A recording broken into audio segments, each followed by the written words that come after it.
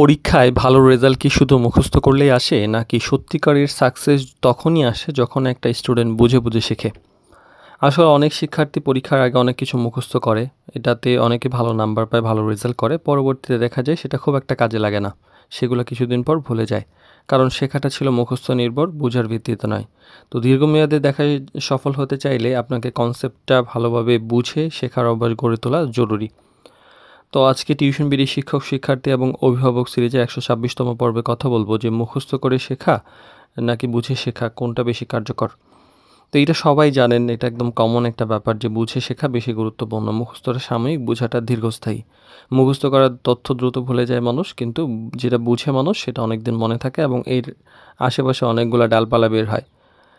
আর কনসেপ্টটা বুঝলে কিন্তু নতুন প্রশ্ন সমাধান করা যায়। শুধু আনসার মুখস্থ করলাম, একটা জিনিস একভাবে শিখলাম, এর চাইতে মূল কনসেপ্টটা পরিষ্কার থাকলে যে কিভাবে করা হয়, সেক্ষেত্রে কিন্তু পরবর্তীতে অন্যরকম করে প্রশ্ন আসলেও সেটা সমাধান করা যায়। আর বোঝার অভ্যাসটা আত্মবিশ্বাস বাড়ায়। যে স্টুডেন্ট বেশি বুঝে শেখে সে পরীক্ষায় ভয়টা কম পায়, নিজের যোগ্যতা দিয়ে উত্তর লিখতে পারে। আর টিউটরের লক্ষ্য শুধু যে পড়ানো তা কিন্তু নয়। একজন ভালো টিউটর উনি শুধু শেখাবেন না, বরং স্টুডেন্টে বোঝাতে সহযোগিতা করবেন। আর ২টা পদ্ধতির একটা ভারসাম্য দরকার। সূত্র, সংজ্ঞা, ভোকাবুলারি এগুলা কিছু বিষয় মাথায় মেমোরাইজ করতেই হয়, মুখস্থ করতে হয়। তবে সেগুলোর অর্থ ব্যবহারও বুঝে শেখাটা গুরুত্বপূর্ণ।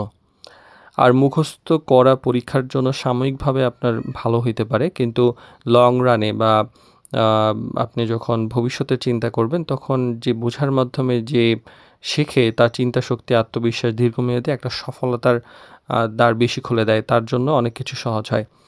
আর মুখস্থ আপনাকে পরীক্ষায় ভালো পাস করাইতে পারবে, ভালো রেজাল্ট হয়তো করাইতে পারবে, কিন্তু বোঝার অভ্যাস আপনার জীবনে অনেক, অনেক এগিয়ে যেতে পারে।